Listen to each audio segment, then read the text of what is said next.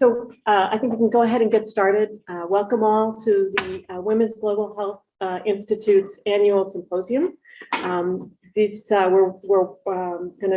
welcome to today's seminar by Dr. Pauline Maki. I'm Dorothy Teagarden, the director of the Women's Global Health Institute, and the Institute serves as a nexus of interdisciplinary research to create partnerships, promote research, and develop training opportunities to improve the health of women globally, with a focus on research on prevention and early detection. And thank you all for joining us. We're really excited to have over 170 registrants for today's seminar and people here in the room in person as well. We also would like to thank our co-sponsors for this event, the Purdue Institute of Information, Immunology, and Infectious Disease, the College of Health and Human Sciences, and the Purdue Institute of Integrative Neurosciences.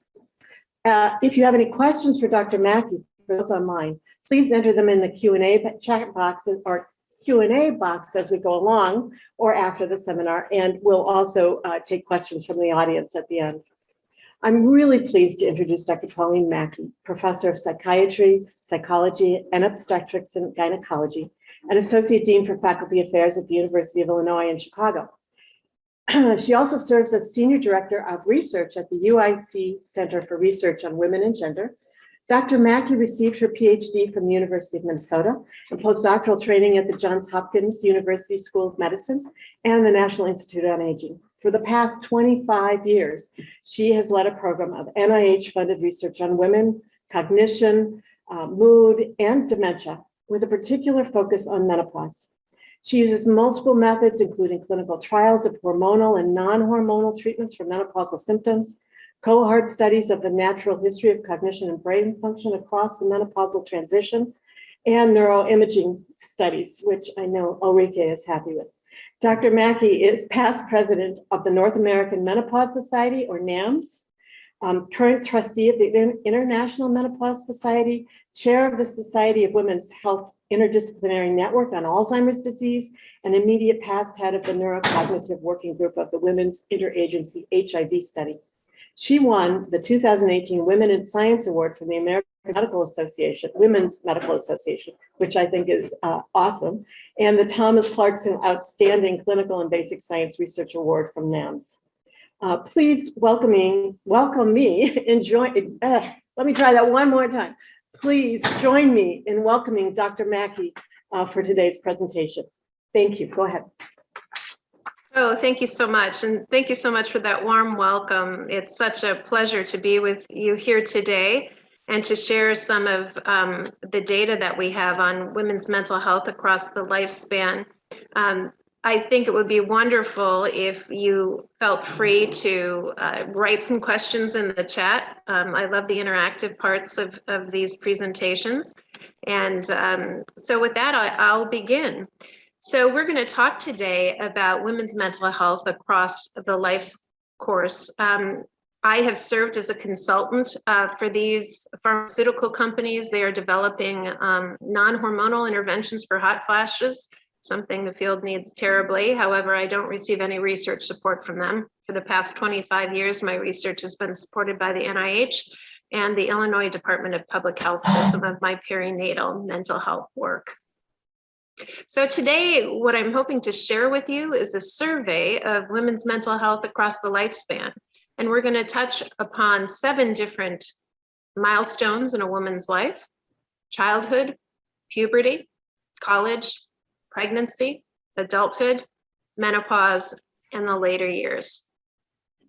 So why do we talk about mental health disorders by sex? And by sex, I mean biological sex. Sex is a biological variable according to the NIH. Gender is a very important term as well. Sexual identity is very important as well. But today I'm going to be focusing on sex as a biological variable. And if you have questions about other factors, I'm happy to talk about these during the Q&A. So one of the more interesting gaps in research that we have in the United States is the lack of a gold standard, updated epidemiological study on the prevalence of mental health disorders among people living in the United States. So let's talk a little bit about how we would know what the prevalence is of mental health disorders in the United States. Well, firstly, you need a representation of people in the United States, adequate representation of individuals by race and ethnicity and gender, by geographical distribution. And then you need the gold standard approach for determining whether or not somebody has a mental health disorder, which is a structured diagnostic interview, a really comprehensive evidence-based approach to determining whether or not somebody has a mental health disorder. This is a kind of survey that you would take yourself if you were being evaluated for something like depression or substance use disorder and you were facing a clinician. So that's a gold standard.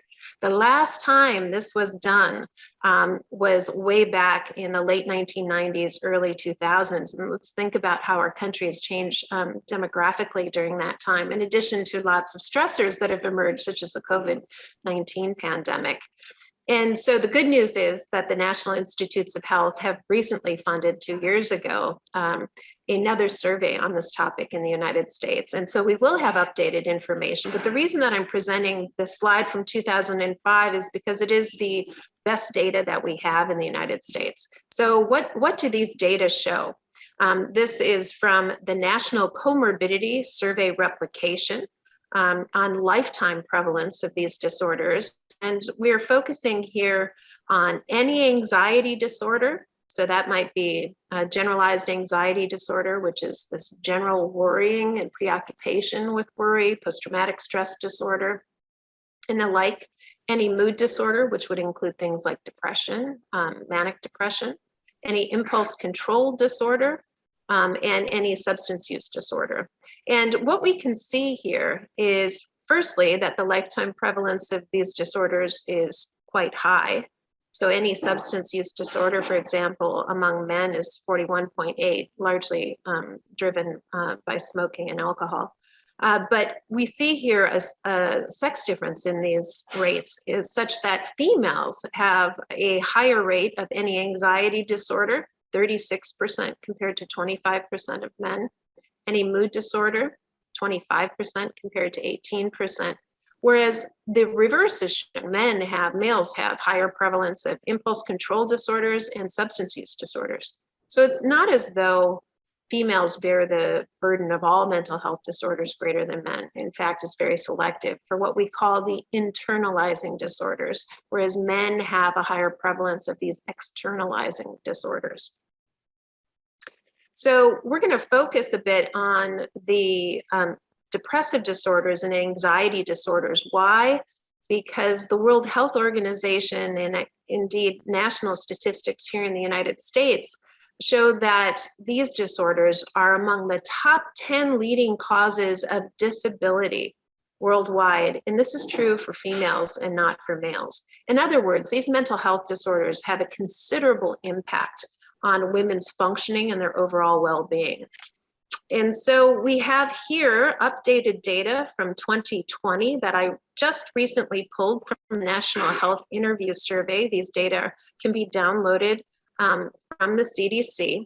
And what you can see here is that depression and anxiety disorders in the past year are more prevalent among females compared to males. So in general, anxiety disorders are more common and than depressive disorders, but both are more common in females compared to males.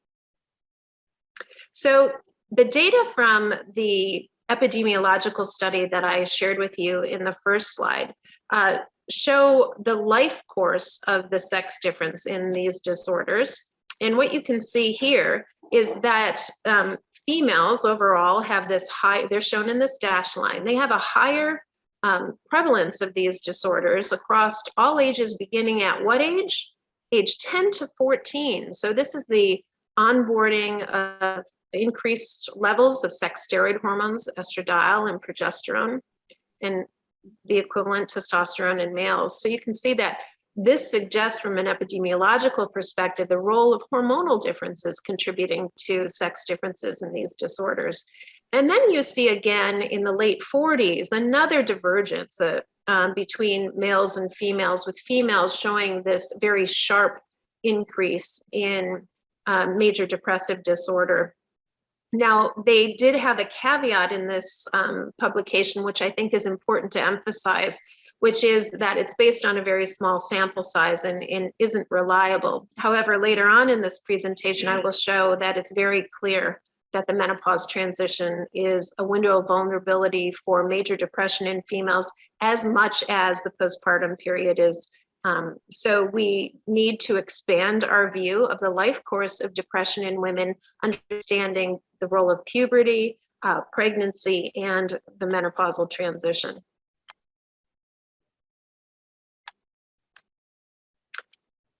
Let's now move to a lifetime prevalence of generalized anxiety disorder and sex differences in those disorders. So here we have the data from that same survey, and you can see that the anxiety disorder difference by sex emerges in the late 20s and in 30s. So it's significant earlier in life, but diverges even more beginning in the mid-20s, and is exceptionally high, this sex difference after the age of 44. So a higher burden, one that is especially pronounced after age 44. And as alluded to in the epidemiological data, we really do need to think about hormonal changes in women as one of many factors. This one, a biological one, although there are certainly gender-related factors that contribute to these disorders. But hormonal factors are one of the biological factors that has been quite clearly shown to contribute to these disorders. Post-traumatic stress disorder is another anxiety disorder, which is 2 to 3 times higher in women than men.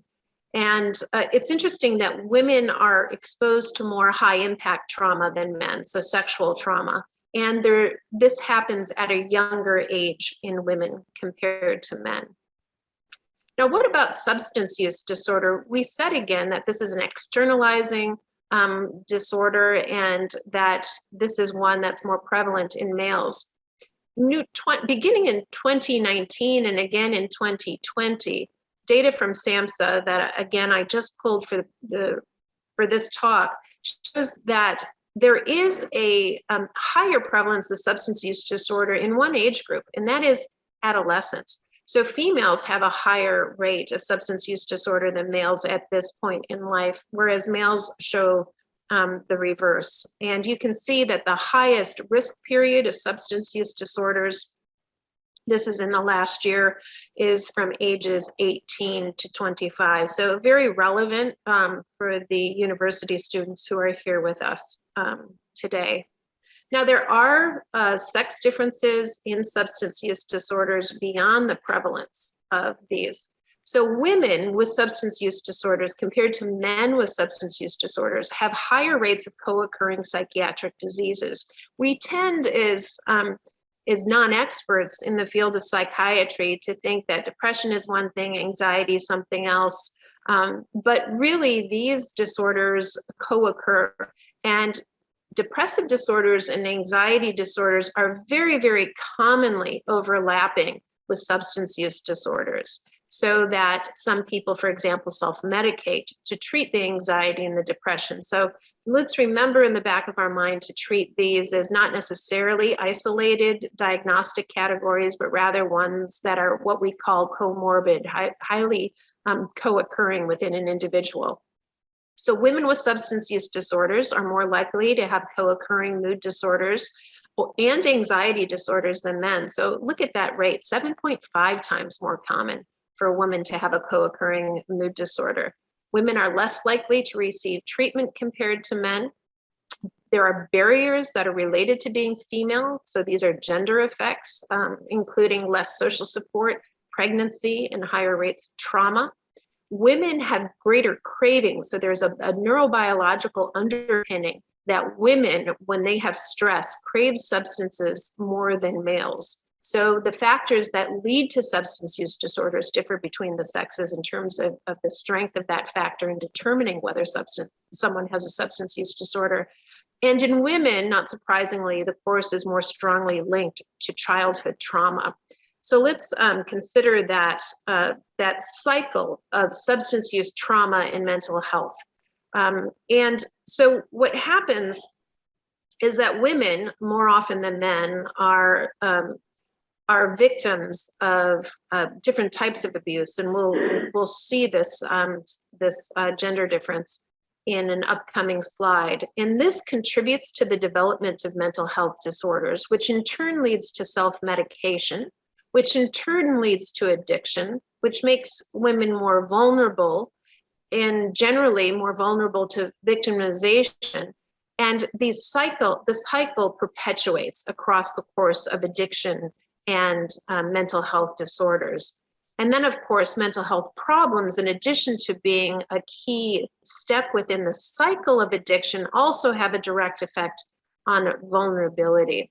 And so for women, the cycle of substance use, trauma, and mental health is really an important consideration, and one that continues throughout the lifespan. Okay, so let's move into childhood now. And these are updated 2021 data looking at the number of adverse childhood events experienced by men and women. And so these are data showing that women, shown here in the kind of brownish pink bars, have higher rates of emotional abuse and sexual abuse compared to males. They are more likely to have a family member with a suicide history, more likely to have a parental death or absence, and less likely than men to witness violence. And so they experience certain categories of adverse childhood events more commonly than men. And also, they're more likely to experience a greater number of frequent adverse child events, so that women are more likely to have more than 2 adverse childhood events compared to men. So if you will, the dose, that terrible adverse dose of childhood adverse events is borne upon women more than men. Now, we often think, rightly so, about the influence of adverse childhood events on psychiatric diseases like depression. And indeed, we just reported a study that showed that at midlife, women with a history of childhood trauma, especially sexual abuse, showed more small strokes in their brain, more ischemic disease compared to women without it. So we think about these in terms of depression being linked to childhood adverse events, but our neuroimaging study also shows that it has very physical consequences. And so cardiovascular or coronary heart disease here is a consequence of adverse childhood events as well. So we think about mental health disorders, we think about physical health disorders, we think about things like heavy drinking and depression. So adverse childhood events are a target for a lot of social policy in order to prevent not only mental health disorders later in life, but also to support better physical health. And so intervention in childhood to maintain adulthood well-being are key. So 1 in 4 women compared to 1 in 13 men report having been sexually abused as a child.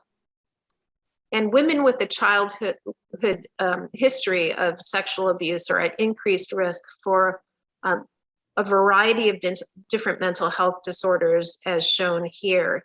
And the extent of childhood sexual abuse, with the most severe form being intercourse, is associated with unusually high risk factors for mental health disorders, so that women with a history of this severe form of childhood abuse are more than 5 times more likely to develop bulimia, drug dependence, to have more than 2 psychiatric disorders. You know, hazard ratios more than 2, odds ratios more than 2 are really impressive associations. And here we see data to show that any childhood sexual abuse, and especially severe childhood sexual abuse, has major links to psychiatric disorders later in life. Again, showing the importance of policies that intervene to limit these risk exposures in females.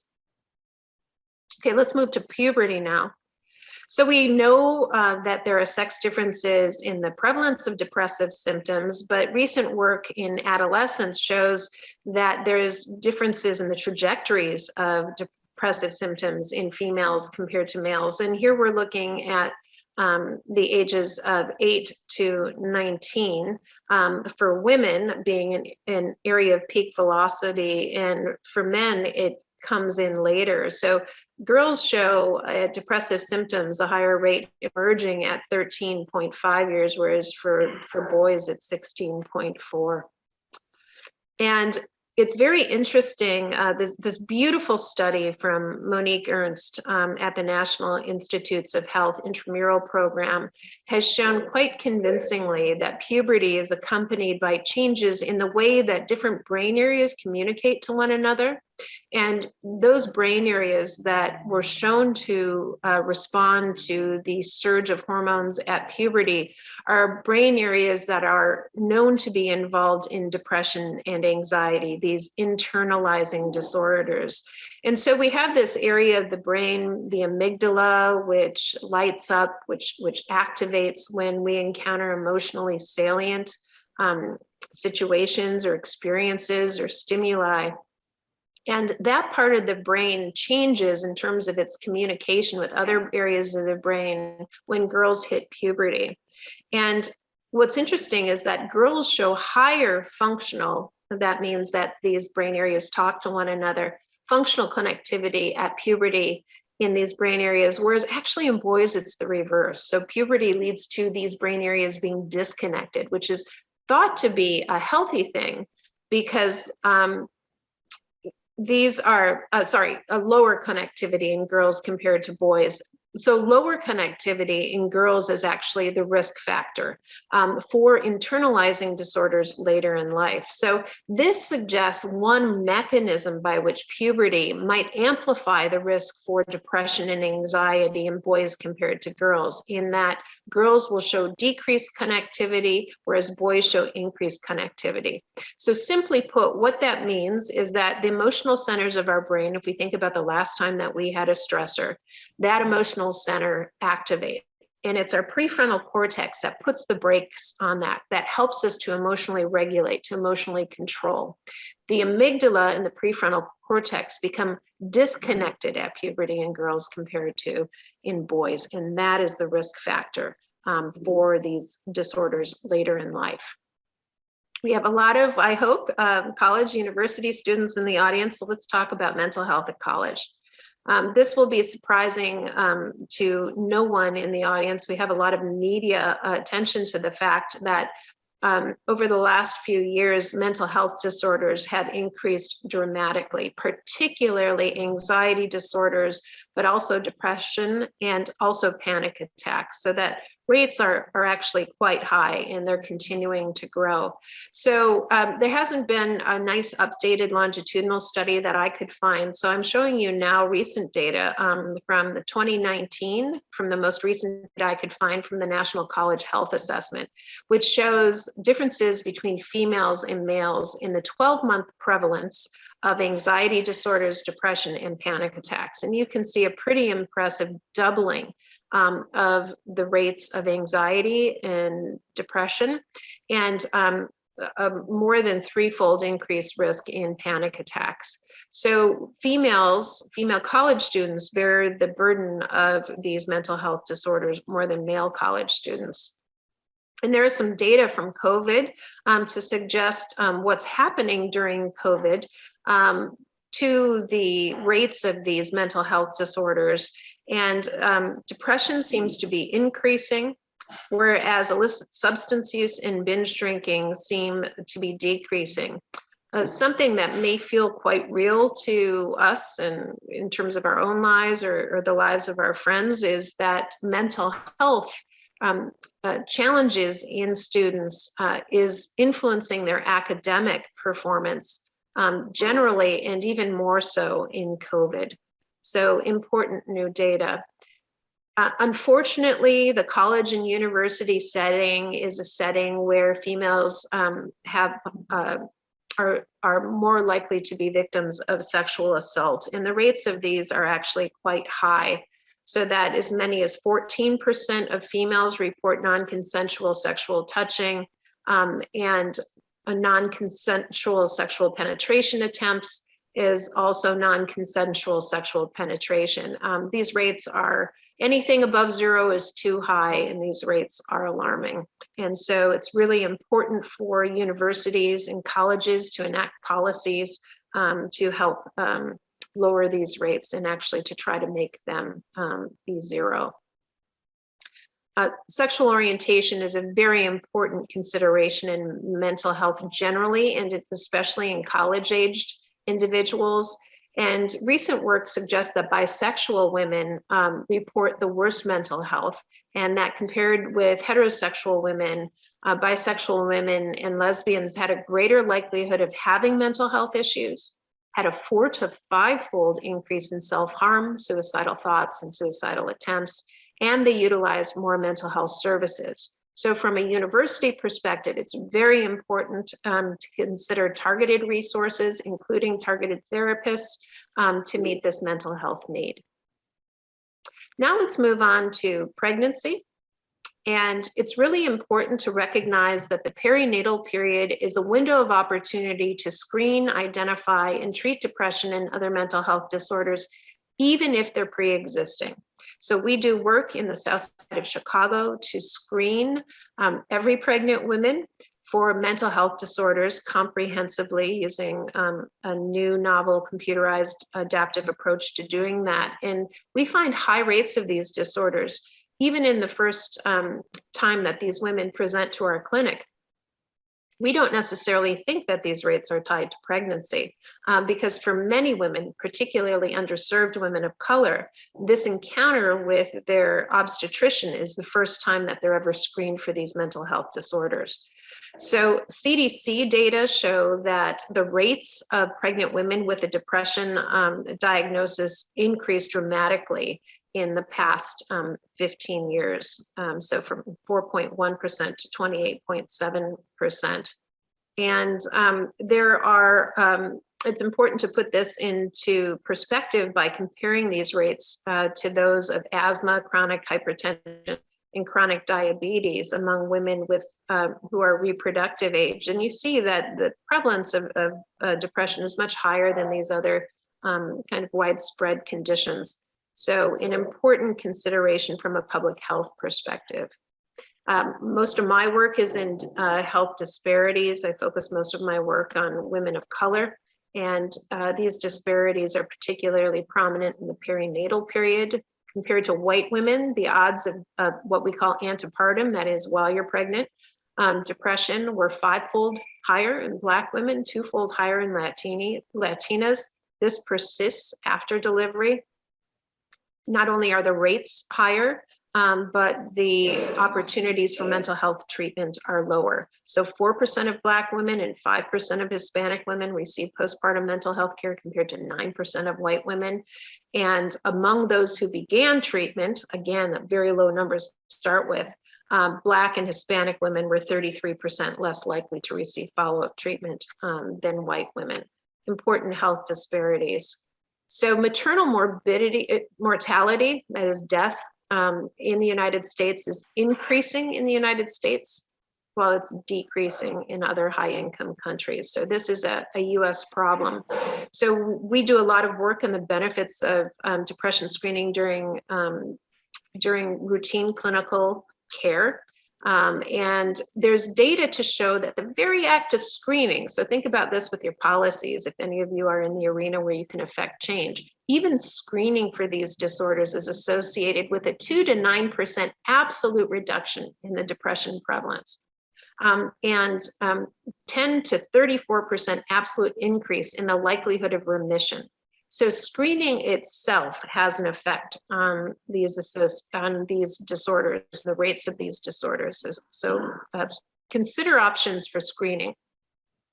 I have had the great fortune in my 25-year career of working with Robert Gibbons, who has developed and applied his acumen in mathematics to the development of new ways of screening for psychiatric disorders. So if there's any women here in STEM who love math, this is a really interesting application of that talent set. So he developed an approach to do what's called computerized adaptive diagnostics. If any of you, like me, has been screened for mental health disorders, typically what you do is you get a questionnaire and you rate the severity of your symptoms or the extent to which you agree or disagree with a series of different questions about how your well-being, how is your well-being. So as an alternative approach, we have computerized adaptive diagnostics.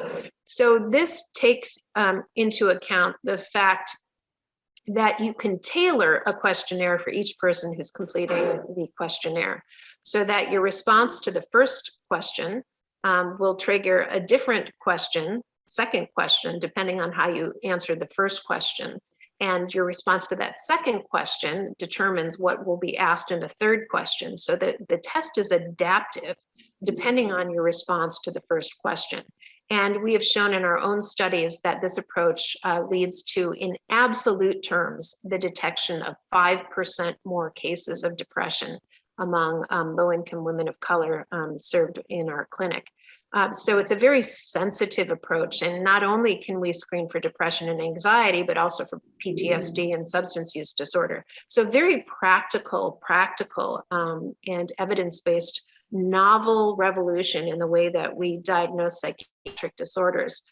I just want to show you a snapshot of the first 139 women in our study who presented, who completed this computerized adaptive diagnostics. I want to bring home the fact that comorbidities are very, very common, and indeed 6% of our perinatal population met criteria for major depressive disorder, generalized anxiety disorder, post-traumatic stress disorder, and substance use disorder. So very, very common to have this comorbidity, particularly in underserved women.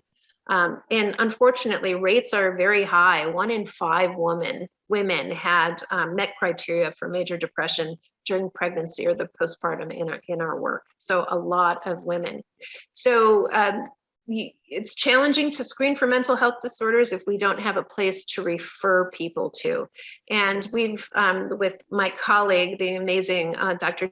Duffy, who is a clinical psychologist and somebody who's adept at making online interventions that are evidence-based, we have developed something that's called Sunnyside for Moms. So this is an evidence-based cognitive behavioral therapy. So this is, CBT is you rewire your brain by understanding what your negative thoughts are and by changing your thought patterns. And we show on fMRIs that this actually changes the way that your brain is wired. So this is real therapy. It works the way drugs do in changing your neural circuits. This intervention is typically delivered face-to-face. However, especially under-resourced women face a lot of barriers to getting care. It's hard for any of us to find a very good mental health practitioner, and to be able to access the intervention in other ways can help to overcome those barriers. So we have an evidence-based intervention, Sunnyside for Moms, that delivers this cognitive behavioral therapy free of charge on a woman's iPhone. And so we're offering this throughout the state of Illinois to any woman who seeks it out. In this particular application of this idea is meant for women who are experiencing depression or depressive-like symptoms during pregnancy. And we did adapt it for COVID. So we have COVID-related anxiety in there. So these tools have been shown in many intervention studies to be effective. Some of these tools are available to college students as well.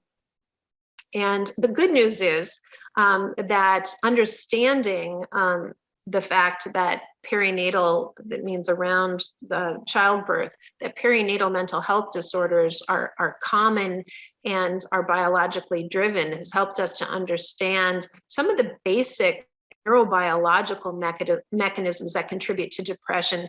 And this has led to the FDA approval of a new treatment called brexanolone for postpartum depression. And this is truly a miracle drug. This works within 48 hours to move women into remission when they have postpartum depression. There are challenges, it's expensive, it's an infusion. New data show that an oral form of this works. So this is an exciting new opportunity for women to be treated for postpartum depression using a pharmacological intervention. When we talk about perinatal or prenatal depression, it's really important to consider the mom, right, and her overall well-being. It's also important to understand how a mother being depressed while she's pregnant might influence her child.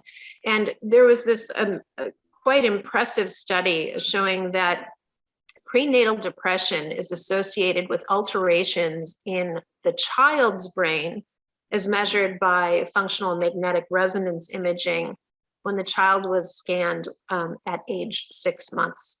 And this again was that amygdala network. And so these children showed alterations in their amygdala connectivity. So that emotional area of the brain, the area of the brain that becomes active when we experience a stressor.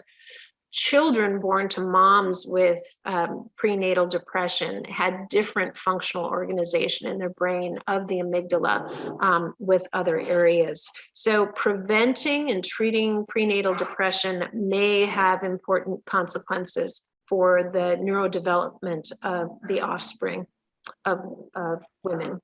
Okay, so adulthood or pregnant persons. So in adulthood, there's been increased attention to harassment. And now I'm going to be showing some work by my colleague, Dr. Raspenda, showing the effects of harassment in the workplace. And she found in her NIH-supported work that this is very, very common, that sexual harassment was more prevalent among women, so they were more likely the recipients of sexual harassment, and of Black individuals. And those of other or mixed race were especially likely to experience this type of stressor. And what did this relate to? It related to problems in problematic drinking and mental health beyond life and job stressors, particularly for women. In other words, it was an additional contributor to these mental health problems. So social policies and opportunities and programs to prevent harassment in the workplace are very important to maintain optimal mental health. This is work from my very good colleague, Dr. Rebecca Thurston, who's done some of the earliest work in how a history of sexual harassment affects cardiovascular health in women. And she showed that women with a history of sexual harassment are more than twice as likely to develop hypertension compared to women without that exposure. So again, this link between stressors and physical health. At UIC, we are fortunate to be the recipients of a big training program for female faculty who want to pursue research in sex and gender-based medicine. It's called the Building Interdisciplinary Research Careers in Women's Health, or BIRCH.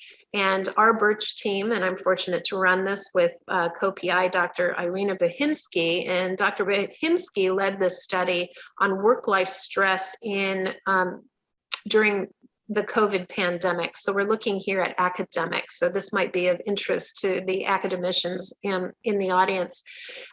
Basically what they found is that rates of stress were very high, particularly among women. And they found that there were really two groups of faculty who were especially bearing the burden of the COVID-19 pandemic in terms of work-life balance. And those were assistant female professors with research careers and associate female professors with research careers. There was no group of cluster of men that were having a challenging time with this. So we at UIC considered these data and used it to change some of our policies in the College of Medicine, including offering more options for childcare and more research dollar support for female faculty, actually all faculty who needed bridge funding during COVID.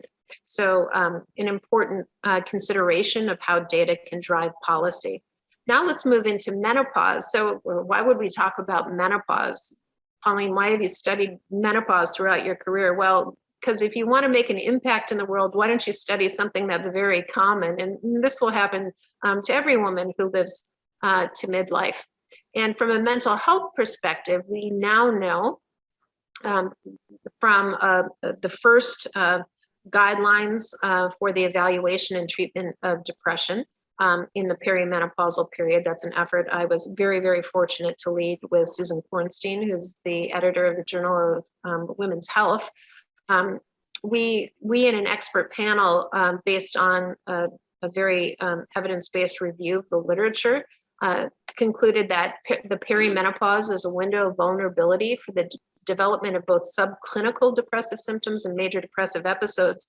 I want to emphasize that it's important that the perimenopause, period around menopause, occurs in the mid-40s, early 40s, mid-40s, and can extend beyond to, say, age 55 and even to age 60 in some women. That's a period that coincides oftentimes with a woman's peak job productivity and earning potential. And this is a period of vulnerability for mental health. And here's a snapshot at any given time of the prevalence of depression. So among premenopausal women, if I were to take a snapshot, now this is pre-COVID, probably a little higher now, about 5% of women who are premenopausal, that is women who are cycling regularly and fertile, it's about 5%, but this doubles when women enter the perimenopause and it continues into the postmenopause. So the menopause is this period of increased risk. Now, this is to be qualified. There's really three general categories of women that experience perimenopausal depression. One is women who have a history of major depressive disorder. And again, remember we showed that this is higher in women compared to men. And let's think about this when we think about this risk of depression now and what that might mean for a woman's risk of depression during the perimenopause, say 20 years from now as she's in her 20s. And so women who have a history of depression and who are now in the perimenopause have a 2 to 4-fold increased risk of developing major depression during the perimenopause. So this is an exacerbation of a pre-existing disorder. It's a window of vulnerability for their depression to come back. So that's one group of women who are vulnerable to depression during this time. A second group of women is that subset of women who are what we call sensitive to estrogen withdrawal. So these are women who might be the women who develop, for example, postpartum depression. And we know that there is this kind of group of women from beautiful studies from Peter Schmidt at the National Institute of Mental Health. So that for certain subset of women, going through menopause triggers a hormonal vulnerability to depression. And then there's a third group of women who are experiencing a lot of life stressors that trigger a new onset of depression at this time. Children leaving the home, marriages or partnerships ending, a lot of new onset health disorders, all of these contribute to this risk. And it's not just depression. There is a second peak of schizophrenia in women that occurs during the menopausal transition. So we tend to think of hormones and anxiety disorders. I'd just like to point out that this hormonal fluctuation that occurs during the perimenopause is also associated with an increased risk of schizophrenia. It's not the hormone levels. So if you take a measure of hormones, those don't differ between women with perimenopausal depression and those without perimenopausal depression, or between women with postpartum depression and those without postpartum depression. Really what it is it's the individual differences in sensitivity to hormonal changes. Okay, so it's the hormonal changes are the same in women with and without these mental health disorders or these symptoms. But really, it's just a woman's given sensitivity to those changes that matters. And it's the intersection of the biological with the health related, with the psychosocial factors that contributes to this vulnerability during the perimenopause and indeed in the postpartum period and at puberty as well. Okay, so now let's talk about the later years, late life. And here I'm going to focus on an aspect of women's mental health that's gender related. That's really important to consider for women who are over age 50. And that's the female role as a caregiver, this stereotypical sex role that women take on much more frequently than men. So 2/3 of caregivers are women. And if you take a disorder that has one of the highest stress loads, that is taking care of somebody with dementia, more than 1/3 of caregivers are daughters, not sons. And it's more common for wives to provide what we call informal care, to take on that caregiver burden outside the hospital setting, than for husbands to do that. And on average, female caregivers spend more time caregiving than male caregivers. And of all dementia caregivers who spend a lot of time, in this case, more than 40 hours a week providing care, 69% were women. So really, an important sex role that contributes to a burden in women. And women who are in this position are demanding services. They desire individual counseling more than men in that situation. They desire respite care more than men, and they desire support groups.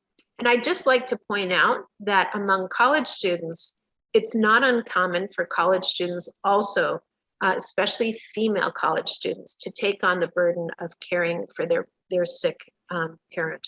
And so this sex role can affect mental health a variety of ways. Now, what about the link between mental health and cognitive disorders? So I spend a lot of my time studying sex differences and the role of hormones in Alzheimer's disease. You may or may not know that 2/3 of individuals with Alzheimer's disease are female. 2/3 are female. Part of that is because Alzheimer's disease risk increases the older we get, and women live to longer ages than men. But that's not it. That's not the whole story, as we're learning right now.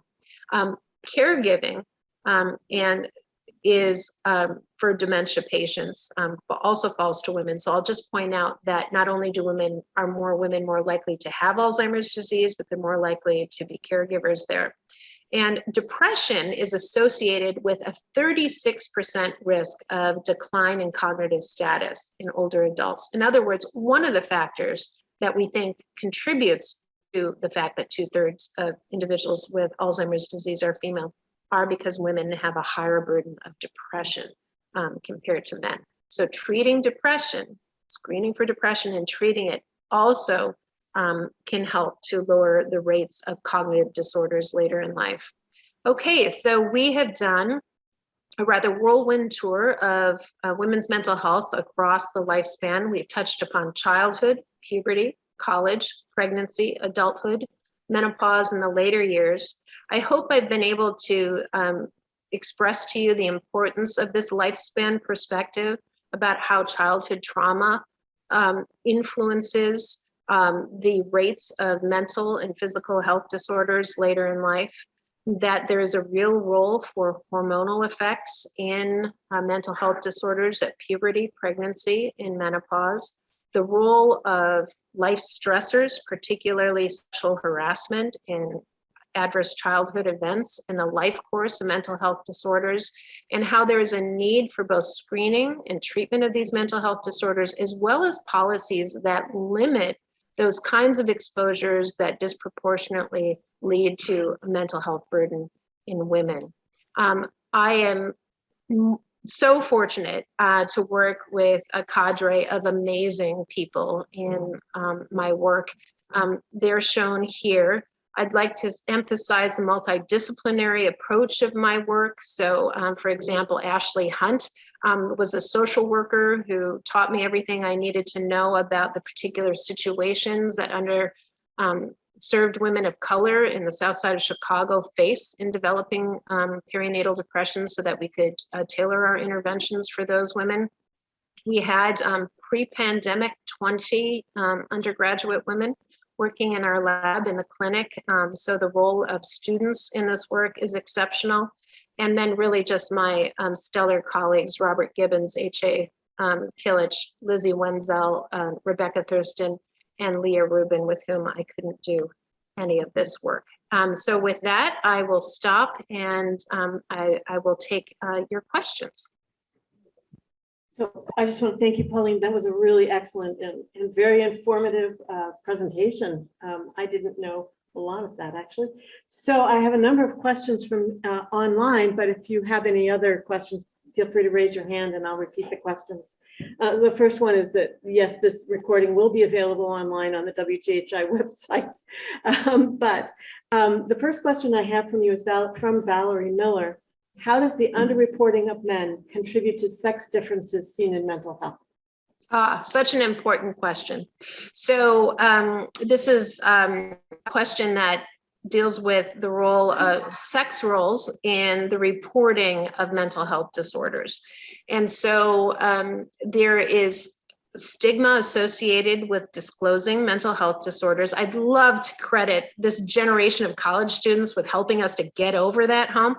Kudos to you. I love your transparency, and I'm so indebted to this generation for having us reconceptualize mental health as just another health condition.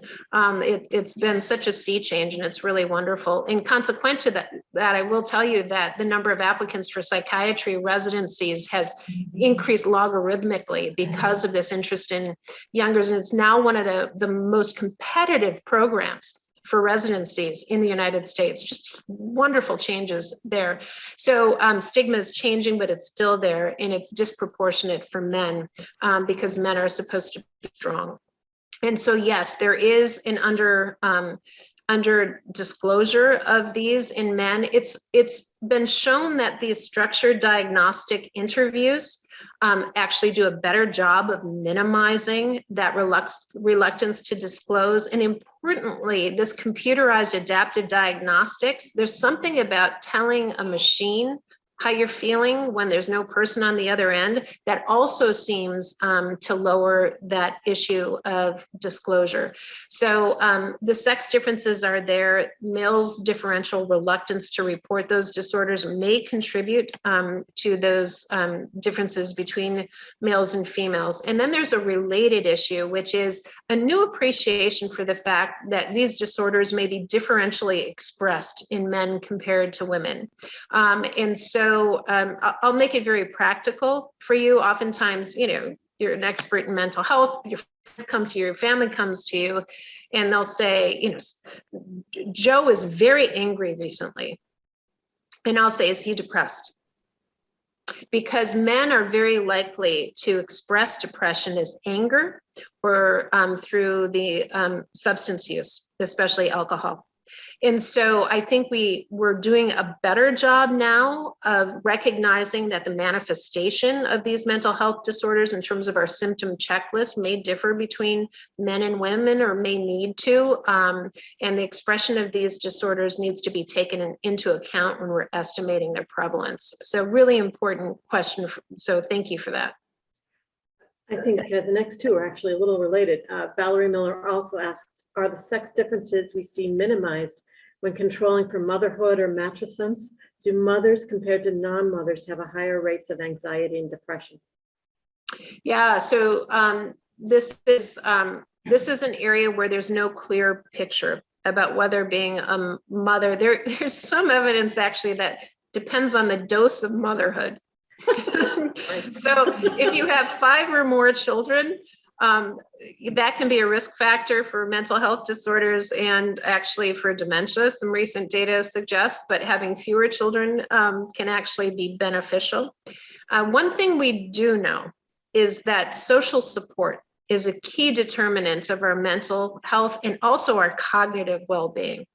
So how many friends we have and how active our social networks are really strong predictors of both of those conditions. And motherhood comes with it in a kind of inherent social network. For many women, you get attachments to schools and other things. So it can be a vehicle for social support, which can be very helpful. It can also be a vehicle for caregiving stress, so it's a multifactorial question. And there's no clear answer except to suggest that there might be too much of a good thing, perhaps. I kind of call it the squash generation when you're a caregiver and a mother at the same time. That's right. Yeah. So I have another question from Ulrike Didak here. How much are increases of prevalence of mental health related to increased screening and better diagnostic methods? A little bit relevant to the men's question. Yeah, so the data that I showed you, the longitudinal data actually is the same approach to screening longitudinally. So the methods did not change there. It was, so that couldn't explain the data that I showed you. But it is the case that in terms of hospital records and the like, you may see an uptick in the prevalence of these disorders because we're rightly doing a better job screening during routine clinic care. So from a public health perspective, yes, I do think that screening is leading to more detection of these mental health disorders for males and females. But in the studies that I showed you, the methodology was consistent longitudinally. That's great. And I have one last question, very practical. How can college students or teens find such online tools you presented for moms? What should they search for? Yeah. So available. Yeah. So thankfully, there are some tools available. There are people who recommend Mind Garden as a tool. There's really beautiful data for mindfulness-based stress reduction as a means of improving overall mental health. It rewires our brains. The healthiest brains you'll see are these Buddhist monks who practice these meditative processes that allow them to experience daily stressors, but not to respond emotionally to them. And you can actually see the amygdala rewire as people learn to meditate. So I strongly recommend mindfulness-based stress reduction as an evidence-based approach to support mental health, particularly if mental health symptoms are what we call subclinical. So they're there, they interfere with your life, but they don't interfere with it in such a way that you're impaired in your ability to function the way that a mental health disorder will. Those are very good. The other two other really kind of prescriptive things that I would recommend for people who are experiencing these symptoms is aerobic exercise. So when you walk briskly or run, your brain releases brain-derived neurotrophic factors that actually help to keep your prefrontal cortex putting the brakes on the amygdala. And randomized trials have shown in some settings that aerobic exercise is equally effective as antidepressants in treating these symptoms. You have to do it regularly. And the irony is that when you're depressed, you don't want to work out, right? So really getting out there and doing it even when you don't want to is really important for mental health. And then the other thing is socializing. Again, when we're depressed, we oftentimes retreat and we don't socialize, but just getting out there and having contact with another human being is really important to support mental health. So I would recommend this kind of multi-pronged approach, and also trying to avoid two things. One is substituting online activities and texts for real personal connection. I think we as a nation are getting into that space too much, and there's some data to suggest that that's detrimental for mental health, especially for college students. So we want to avoid that. And the other thing, and remember, I mentioned this, especially for females, when females are stressed, they'll use substances. And oftentimes they will binge drink, and binge drinking actually the next day will lead to much worse psychological symptoms than in women who are depressed than if they're not. So there's this mental health hangover effect that should be avoided. We don't know much about the effects of cannabis on this. There's more work in that area, but I think avoiding substances is the way that we treat this, and leaning instead to healthy exercise, mindfulness-based stress reduction, and then also cognitive behavioral therapy are really good tools. Antidepressants work, they work well, but they work for as long as you take them. And so really going through the hard work of learning how to rewire your brain with cognitive behavior therapy and mindfulness-based stress reduction has this long-term benefit that persists beyond mental health treatment. I don't want to say that people with depression or anxiety disorders shouldn't go for medications. They're evidence-based and those are wonderful tools. It's just, I think too often people don't think about these behavioral solutions for these, and I highly recommend that people consider those. That's great. It's wonderful to have practical advice. So I think we've run out of time. So first, I really want to thank you, Dr. Maki, for being here and spending your time with us. It was really excellent and to a great audience. So we really appreciate it. And particularly the practical advice is really nice to have as well. So thank you so much. Thank you for the opportunity. It's welcome and an honor.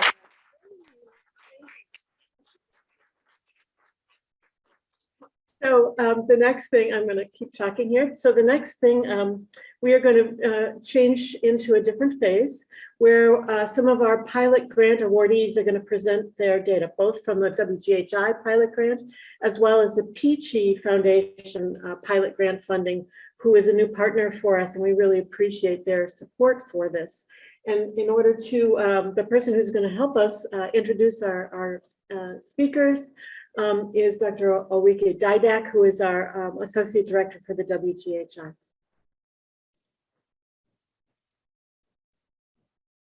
Okay, well, thank you so much for the introduction. And I'm really pleased to introduce the next 4 speakers. So we will have about 10-minute talks and then 5 minutes for some questions for each of the speakers.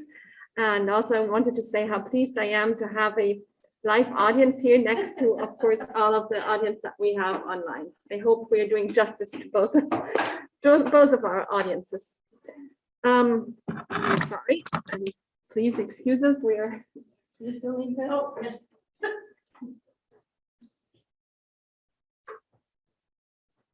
Okay. So our first speaker will be Adam Kimbrough, who is Assistant Professor of Basic Medical Sciences. And these talks will be online. So I invite you now to share your screen, and I will make sure that the setting here for the internally is.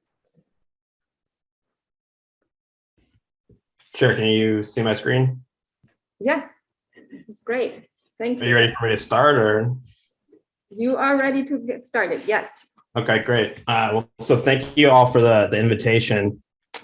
I'm going to be following up the previous talk that was on human mental health disorders. It touched a little bit on substance use disorders, about some of our behavioral models for preclinical studies of substance use disorder, primarily with rodent models, and some of the interesting sex-dependent findings we found in those. So first, I'll talk about the substance use disorders and how we use preclinical methods to study these. And then I'll touch briefly on some of our data that we've studied looking at self-medication of alcohol during oxycodone withdrawal, and then self-medication with oxycodone during alcohol withdrawal. So first, alcohol and opioids are 2 of the major substance use disorder problems worldwide. Alcohol accounts for about 5% of the US population. It suffers from alcohol use disorder. About 65% of the population uses alcohol, and about 4% of the population misuses opioids. Alcohol accounts for about 90,000 deaths annually, whereas opioids account for about 50,000 deaths annually. And if you look at the graph here on the right, you can see in purple, some of the commonly prescribed opioids sort of rose in prevalence from the late 90s to the early 2010s. And recently, synthetic opioids such as fentanyl have overtaken those as the most prominently abused opioids. There are sex differences in substance use disorders, as our previous speaker highlighted nicely. What I'd like to point out here, I mean, as she mentioned, males tend to abuse drugs more than females. However, females, if you look, a greater percentage of them in Black abuse prescription pain relievers, such as oxycodone. So that's something we're interested in studying and determining some of the differences there. And what we're interested in with our models is looking at how the transition to addiction occurs over time, and how this initially changes from positive reinforcement and taking drugs to feel good and have a good time, to then later, as a substance use disorder is developed, to taking drugs for avoiding negative reinforcement that is occurring during withdrawal symptoms.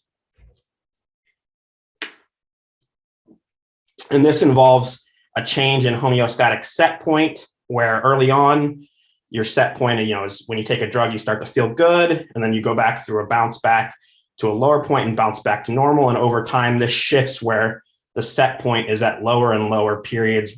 So the negative effect is the prominent source of motivation for drug use.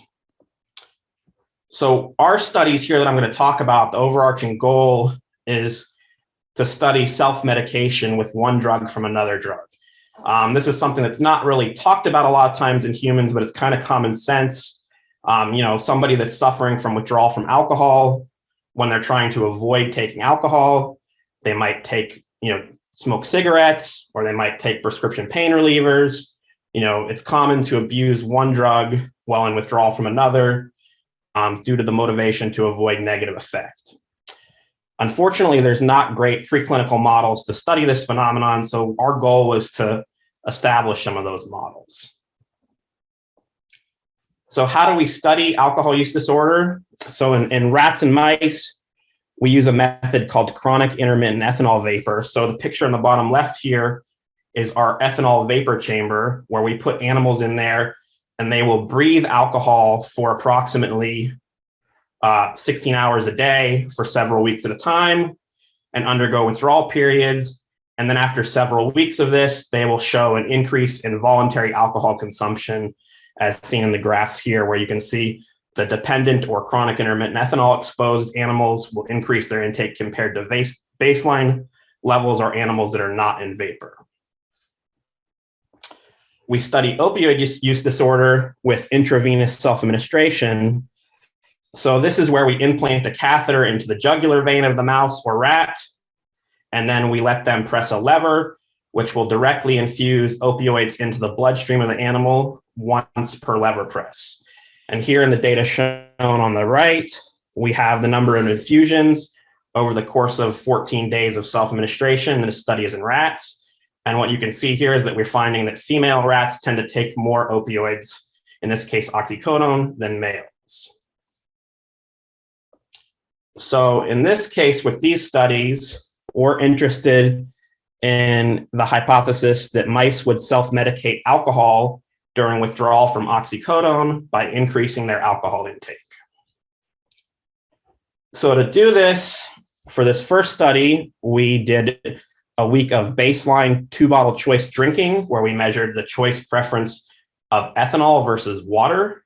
And that's done for 2 hours a day, 5 days a week.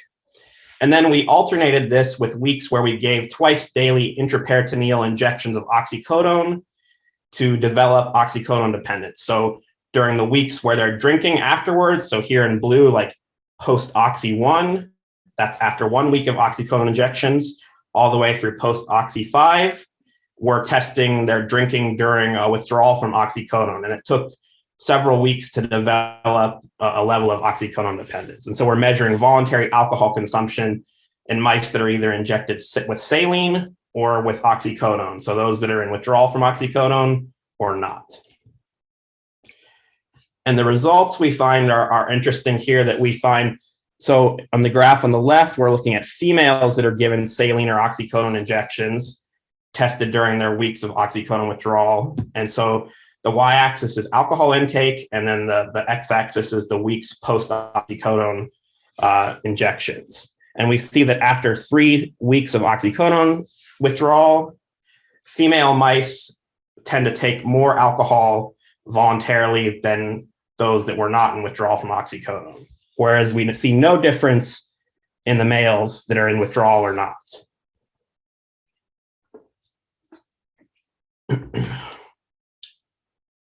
Interestingly, when we test them with a thermal pain sensitivity measure, the tail flick test, so this is a test where we dip the animal's tail in a hot water bath and record the latency for them to remove it from the bath. indicating their sensitivity to that thermal measure and that the heated water. And so for the female mice, we see 72 hours into withdrawal from oxycodone, they show a decreased latency to withdraw their tail. And after they're given an alcohol drinking session to alleviate withdrawal symptoms, this reverts back to a normal latency for withdrawal. We see no difference in males in withdrawal or not withdrawal, and no difference after drinking alcohol either. So this is an interesting difference where we're seeing females are more motivated to drink alcohol during withdrawal from oxycodone, and they're also finding alleviation from their withdrawal symptoms after being able to drink, indicating that they may be self-medicating with alcohol, which is why they're taking more alcohol during this period. So similarly, we hypothesized that mice would self-medicate with oxycodone during withdrawal from alcohol by increasing their oxycodone intake. So to test this, we used our chronic intermittent ethanol vapor exposure, where we gave them several weeks of CIE or not, so they're air exposed, and those in CIE were developing weeks of withdrawal and dependence on alcohol. And then during the last 2 weeks of withdrawal period from alcohol vapor exposure, we tested them for intravenous self-administration for 4 hours, 5 days a week to measure their oxycodone intake. And what we found here is interesting is the opposite sort of result, where female mice did not change their intake of oxycodone during withdrawal from alcohol. As you can see on the graph on the left, the y-axis being infusions of oxycodone over the x-axis number of sessions over the 2-week period. And interestingly, the males significantly increased their intake in the last week of self-administration when they're in withdrawal from alcohol compared to those that are not in withdrawal. So we're seeing the opposite effect here with males taking more drug than females compared to their air-exposed counterparts. Now, it's important to note that both groups of females, CIE and air-exposed, are taking equivalent levels to the male mice that are in withdrawal from alcohol. So they're already taking excessive amounts of oxycodone, whereas the male mice in withdrawal from alcohol are elevating their intake to that upper level. And so to briefly summarize some of this data, we found that female mice showed increased alcohol drinking during withdrawal from opioids, and alcohol seemed to alleviate this pain, the increased pain sensitivity. Male mice show increased opioid self-administration during withdrawal from alcohol. And then the conclusions on this are that we've been able to design 2 preclinical models to test this polysubstance use model of self-medication with alcohol and opioids. We're finding significant sex differences that need to be further explored in these 2 models. And our goal going forward is to look further at the neural changes occurring during these behaviors, especially hoping to tease apart some of the sex differences with neural mechanisms. And with that, I'd like to thank my lab and collaborators for their involvement on these projects, and I'm happy to take any questions.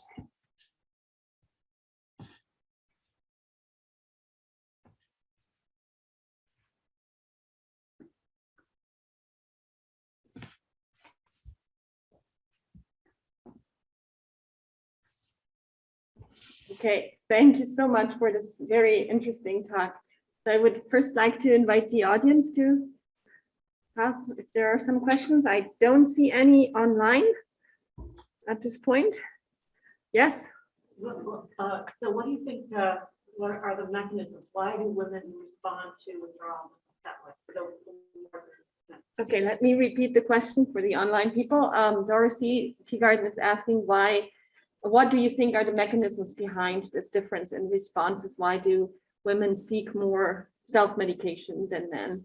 And I'm adding on my own question to that because it's almost similar. Could it be that there's a difference in pain sensitivity in female that drives this?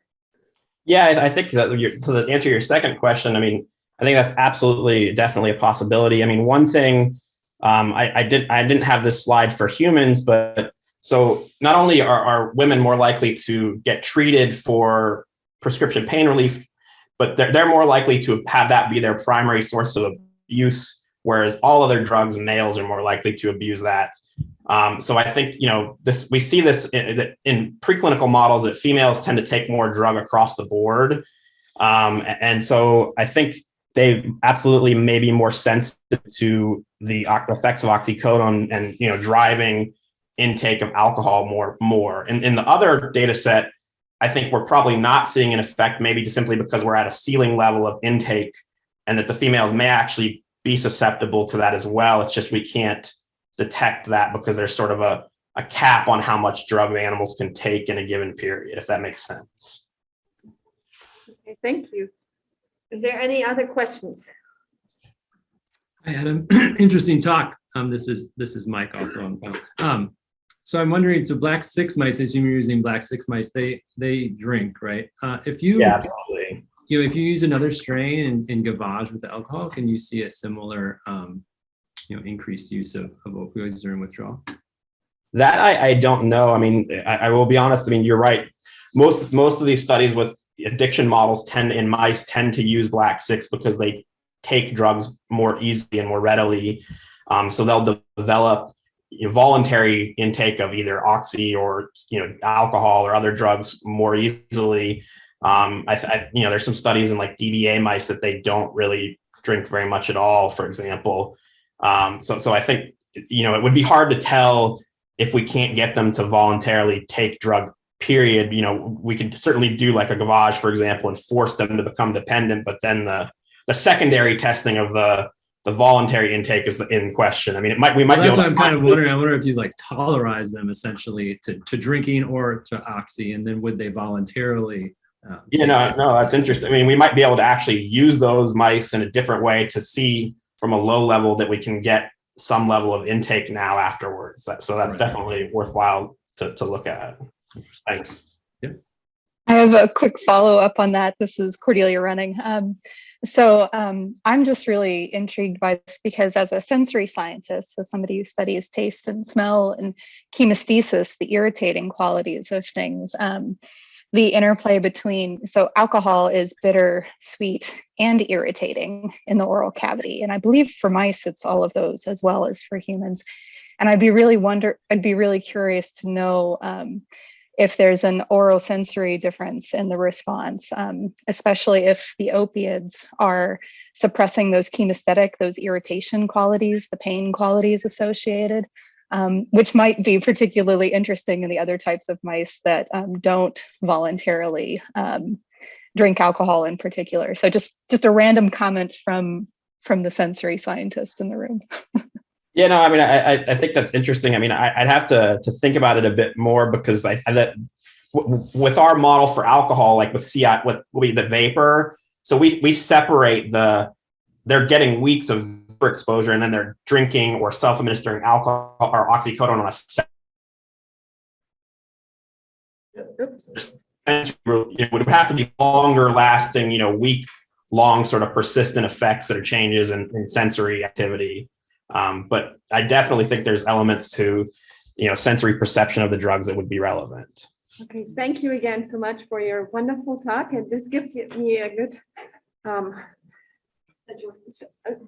way to introduce Corey Running, who will be our next speaker. So Cordelia Running is assistant professor of nutrition science, and I invite you now to share your slides. And thank you so much. Great. Well, thank you so much for inviting me to be part of this symposium. I'm really excited to share sort of a nice little segue here.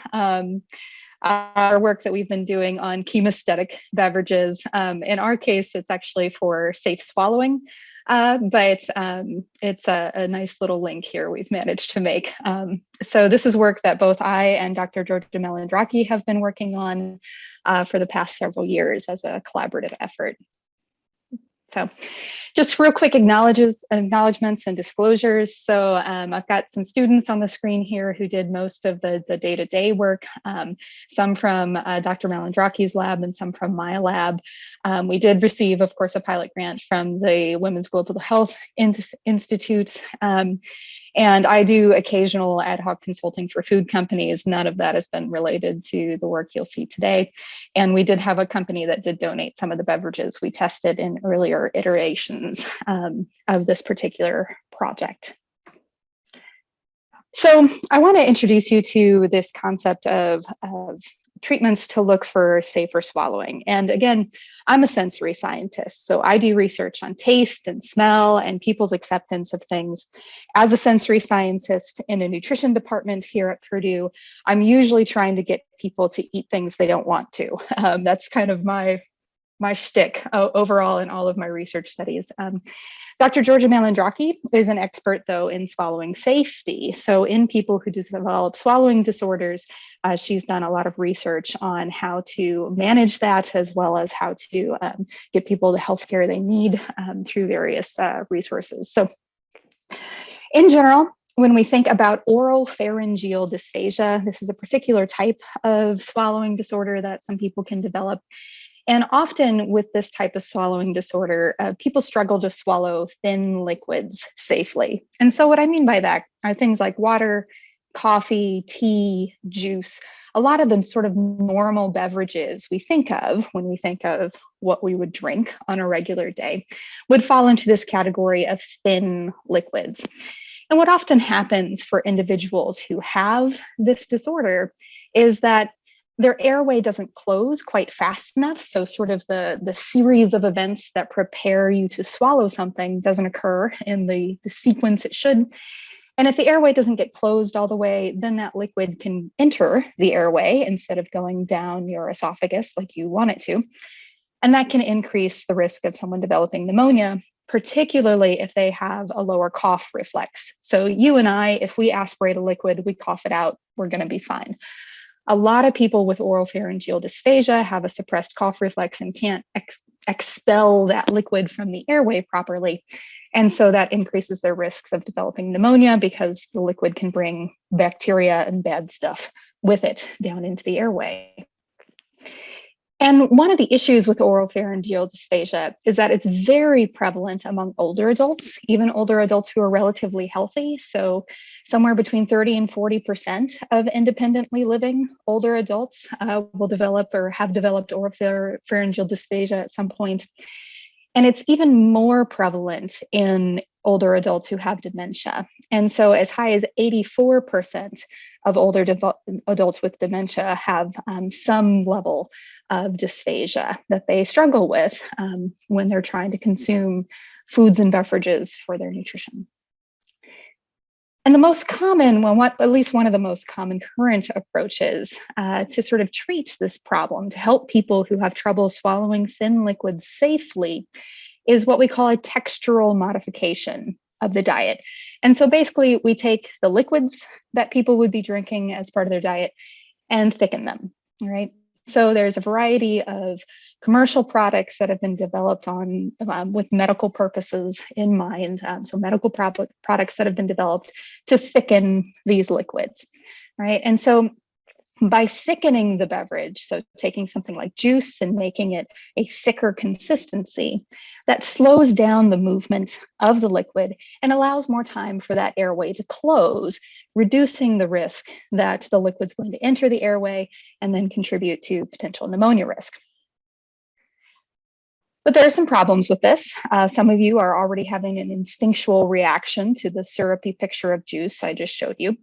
And one of the biggest problems with this approach to managing swallowing safety when we think about oral pharyngeal dysphagia is that people don't like these thickened beverages. Water should not feel slimy, all right? Juice should not feel like pudding. That's not the expectation we have when we go to drink something. And so this leads to two major problems. One is dehydration, because these individuals do not consume enough fluids as part of their diet. Dehydration then leads to increased risks of various other infections and weaknesses and things like that. And then the other problem that arises is that people are just straight up non-compliant. You know, they just will not use the thickened beverages and revert back to drinking normal beverages. So we have some problems. And then the other problem that has been drawn to light a bit more recently is that these thickened beverages may not actually be safer in the long term. And the reason for this is while these thickened, slower moving beverages enter the airway less frequently, if they do get into the airway, they're harder to clear because they're thick, right? So they stick to those surfaces more stubbornly, and it's harder to cough it out, especially for someone who already may have a sort of reduced cough reflex. And so our project has been looking at some promising recent research done by many other groups showing that chemostatic flavors might offer an alternative to thickening people's beverages. So they might allow us to give people regular thin beverages that are just differently flavored that might actually help them swallow more safely. And there's some interesting mechanisms that go along with this that I'll be happy to discuss in the Q&A period if you want. But first, let me explain to you what the heck chemostasis is. Right, so this is a fancy word that basically is describing the set of sensations that are chemically induced temperature, touch, and irritation. So these are things like spiciness that you might get from chili peppers, or the stinging you get from carbonation, or intense sourness. So sort of the level of sourness that almost hurts. It's so intense. There are a variety of other chemostatic sensations, things like the cooling sensation you get from mint. But these three in particular, spiciness, the stinging of carbonation, and intense sour sensations, are the three that have shown some promise that they might actually help people swallow more safely without the need to thicken people's beverages when they have oral pharyngeal dysphagia. And so that's the real quick background about why on earth we're doing this study. What we actually are trying to accomplish with this project, though, is finding beverages that might be easy for regular people to obtain that could be used to help improve swallowing safety. So I've talked about, spiciness and carbonation and intense sourness. Well, in the research studies that have been done to date, people have not used actual products. So they've used, for carbonation, they've just mixed acid with baking soda. That's not really a beverage, that's just a weird mixture that bubbles when you drink it. So it's not like canned sparkling water, for example. For spiciness, they've used things like diluted Tabasco sauce, which my grandma is not going to drink. But there are products on the market that could actually have these qualities. And so we went through this, we started this project first by trying to identify some commercial options that might meet these sort of standards of chemostatic sensation. And then we tested those products in a population of older adults to see which ones might be the most palatable, the most acceptable to that population. All right, and so we ran some tests at the local senior center right before their bingo matches. They tasted a bunch of beverages for us. We did some of this at a local retirement center during their weekends where they do a rummage sale. We set up a table so they could test some beverages for us as well. And we also ran some tests at the local farmers market, which is what this picture with my undergrads here is from. And our original plan was then to take the sort of the best beverages, the ones that people liked the most or seemed to hold the most promise, then actually do video fluoroscopic studies where you actually watch the beverage being swallowed by people, people with actual dysphagia we were going to bring in for this test. So this is a expertise that Dr. Malandraki has and is able to evaluate in her lab. However, right when we got to this stage of the project is when the pandemic shut everything down. And so we pivoted and instead decided we would do a remote study, a virtual study, where we actually recruited people and shipped them little tasting kits, and instead looked at comparing some more sensory ratings of commercially available products, looking at healthy older adults compared to older adults with Parkinson's disease and dysphagia. All right, and so these are the two little mini projects I want to share with you today. So the first study, again, we chose a variety of beverages. We've got some sparkling waters here. On the top, all of these are actually unsweetened, so they have some aroma to them, but that's it. There's no sugar, there's no artificial sweeteners, nothing like that in them. So they're just kind of stinging and then have this flavor added, whether it's vanilla or strawberry or something else. We had some sweetened colas that we also included in the study. We had this spicy ginger beer. This was the product that was donated. So this company was willing to share some cases of this with us for us to test. And then we made some extra sour orange juice, sort of as a initial attempt to find something extra sour that we could see if older adults might enjoy. And so we ran these tests, like I said, at a local farmer's market, at the local senior center, and at a local retirement facility. And there's a lot of data on the screen. The summary part, the part that I think is most important, is that overwhelmingly all the people in the study, whether they were younger adults or older adults, liked the sweetened beverages more than the unsweetened beverages.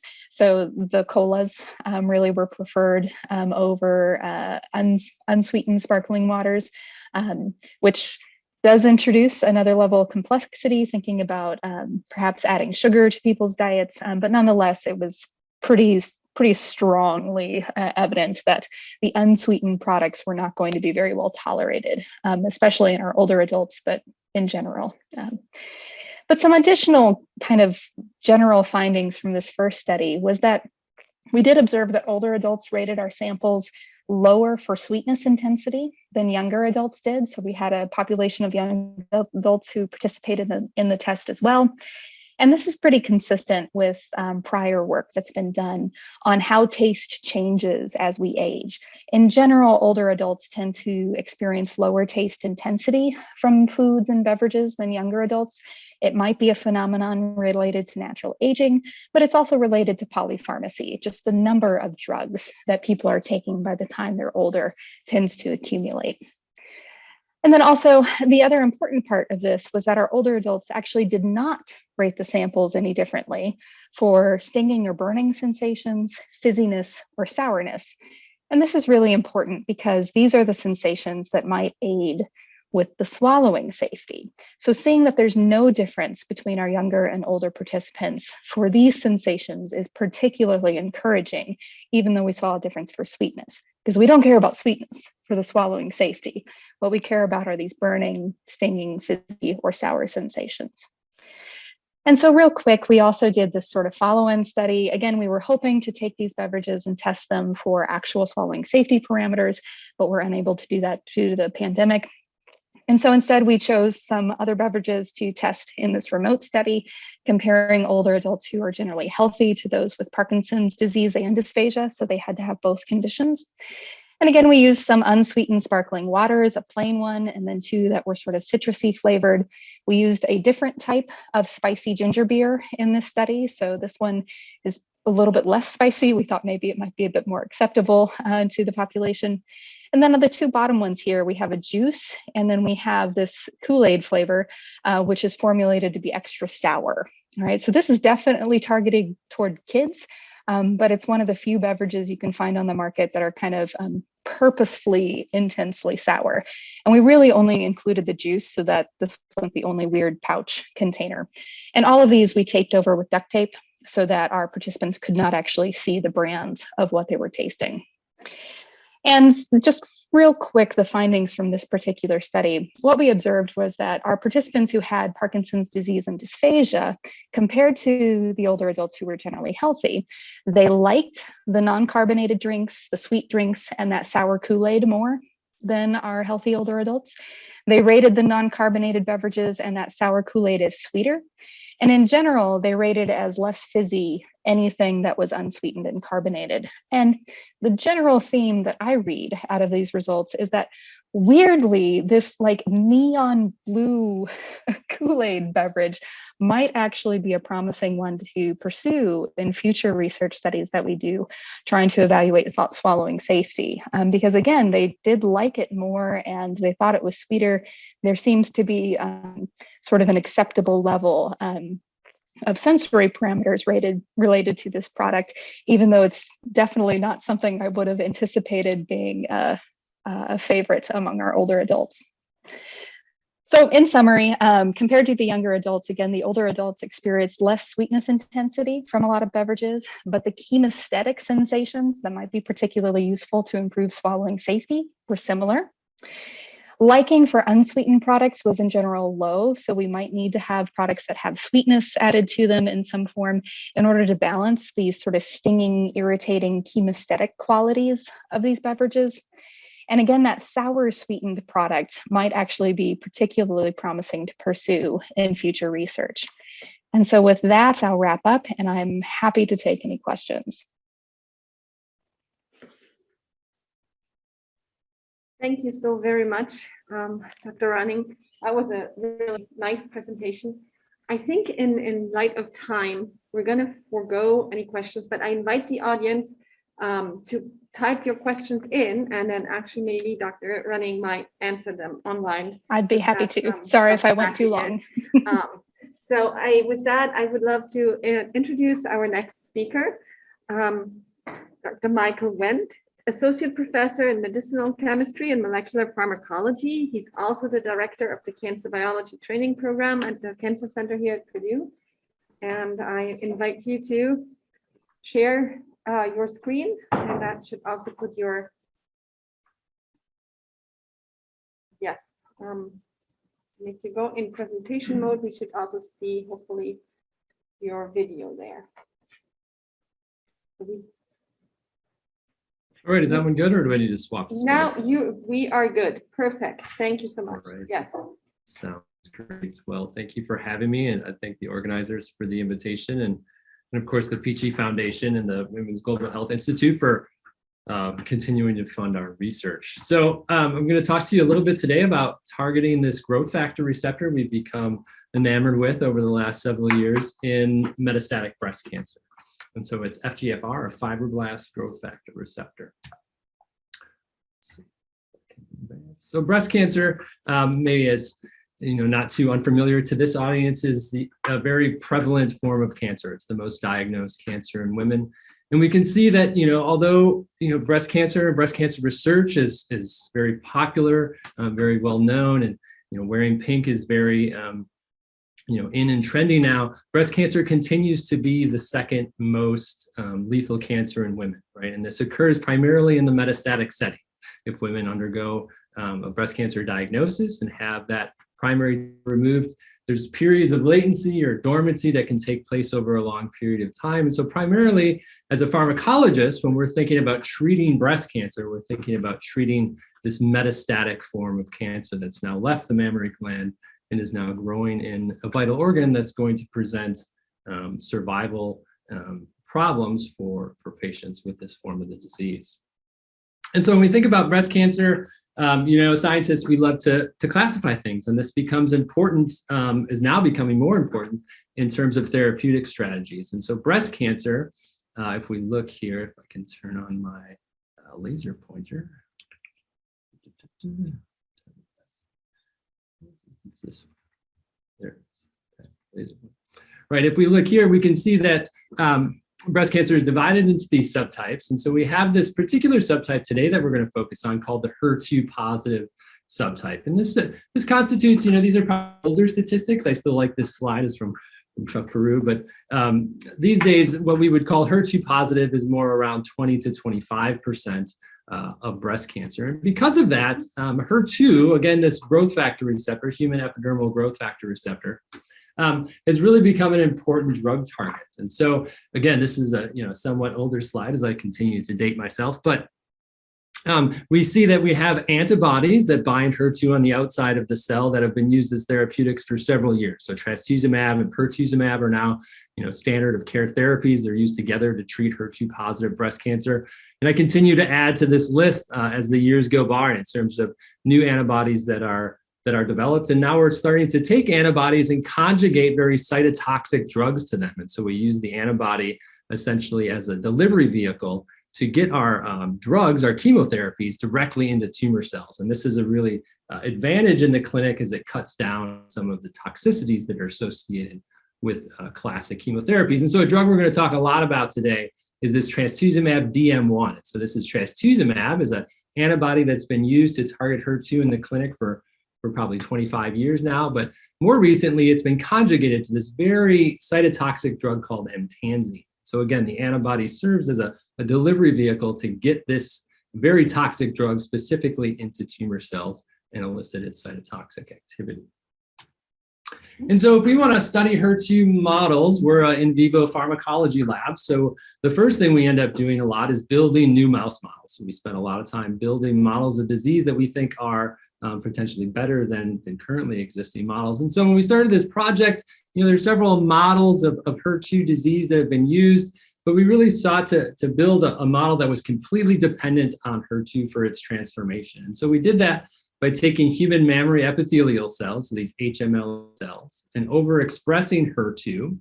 And when we did that, we were in this model, or in this cell line in particular, that's sufficient to get tumor formation. So here, when HER2 is overexpressed, about 90% of these mice will get a tumor. And these tumors are very representative of what we see in patients, right? So if this is a histology section staining for HER2 in a patient, we can see this is another histology section in our mouse model. So we can see that we have nice stromal involvement. HER2 is at the cell surface, as it is in most disease.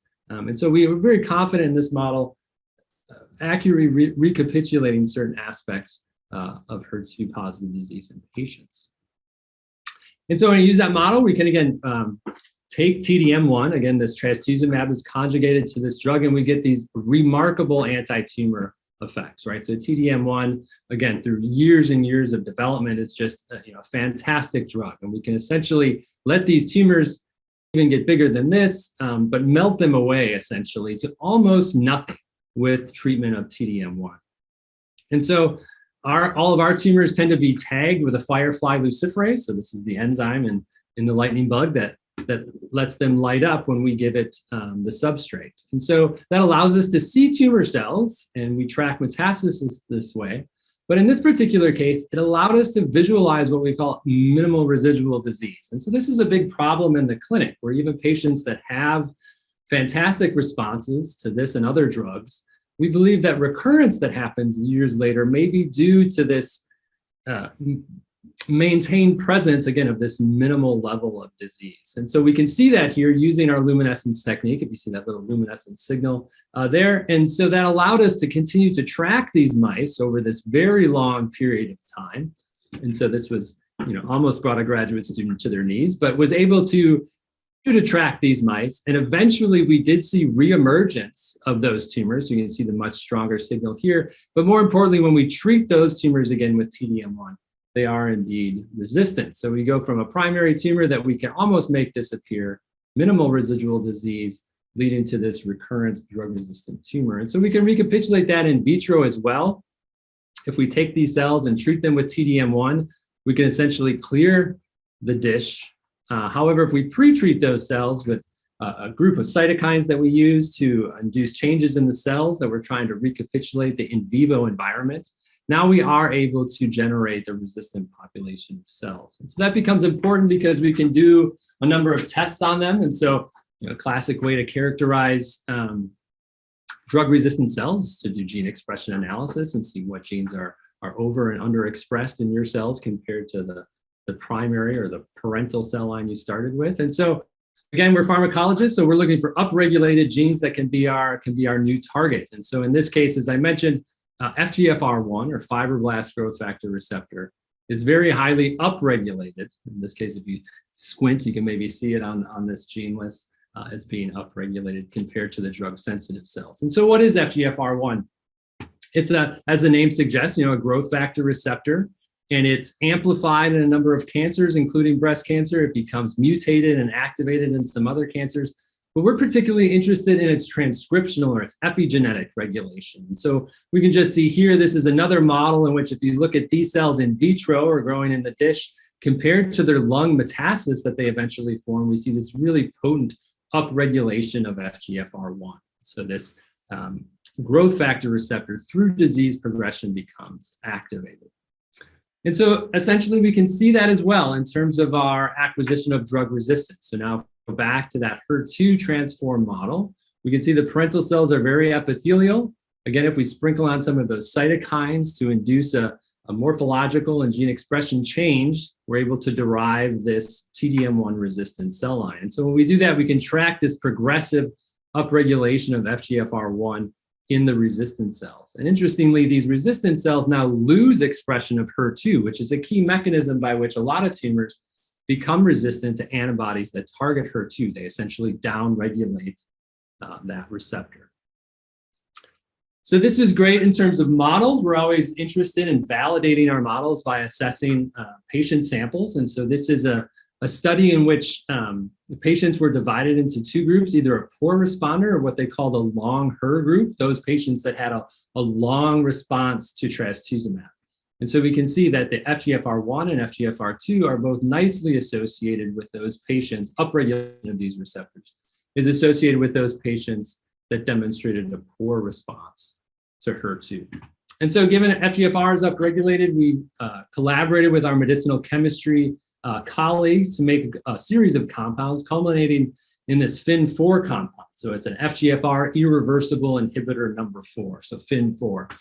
And we can see, if you remember your molecular biology, downstream of growth factor receptors, you have activation of a number of proliferative pathways. A very important one is this MAP kinase pathway, here noted as phosphorylation of this ERK1/2. And so when we add on FGF, the ligand for the receptor, we get a very nice phosphorylation of ERK1/2, and that's very nicely blocked by these inhibitors that we developed. And so we're blocking the activity of this growth factor receptor.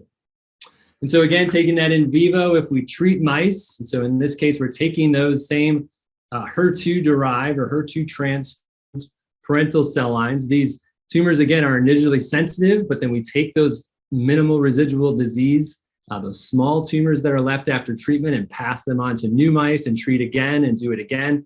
And after 3 passages, we essentially developed these resistant tumors, again, that express much higher levels of FGFR1, as shown here by IHC. And so now if we take those tumors and treat them with our FGFR inhibitor, FIN4, we get a very nice anti-tumor response.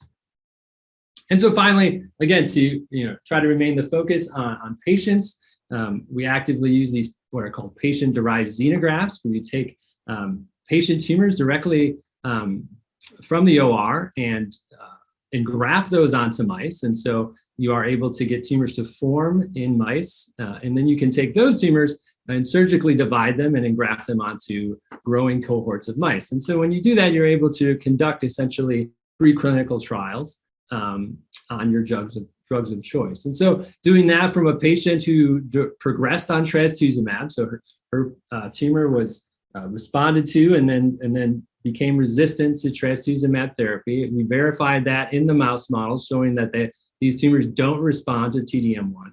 But then if we switch those tumors that were treated with TDM1, again, to the FGFR inhibitor FIN4, we see a very nice anti-tumor response. And so take-home points from things I wanted to share with you today are that FGFR is increased upon acquisition of resistance to HER2 targeting. The signaling can be actively inhibited by our compound and a number of other compounds that are being developed. And so FGFR essentially can function as a bypass pathway. You can think about it as they lose one growth factor pathway, they gain another one. So these bypass pathways become very important in tracking patients and potentially modulating therapy to prolong response. And so overall, 3 FGFR inhibitors have been currently approved by the FDA. And so we would posit that a combination of HER2 inhibitors with FGFR inhibitors could effectively prolong patient response. And so that I'll just thank my lab, especially our MedChem collaborators, Lee Tan, and then Elena Whelm and David Lum, are 2 people at Huntsman Cancer Institute that help us with patient-derived xenografts. And of course, funding, new funding from the Peachy Foundation. So with that funding, we're going on to characterize these drug-resistant cells, not only for gene expression, but also for changes in metabolism that might be responsible for this resistance phenotype. And so other funding is noted here. And I'll take any questions. Thank you so much again, Mike, for this wonderful talk. And we are, of course, looking forward for your next presentation of the results of your Peachy Fund.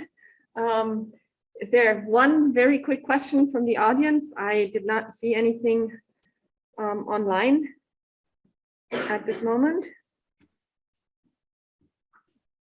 No, so if something still comes up, please type it in. Thank you again. And with that, it is my pleasure to introduce Professor Sonak Pastakia, Professor of Pharmacy Practice, who is within the Purdue University College of Pharmacy and the Center for Health Equity and Innovation. Sonak, please share your slides. And I see you have started sharing.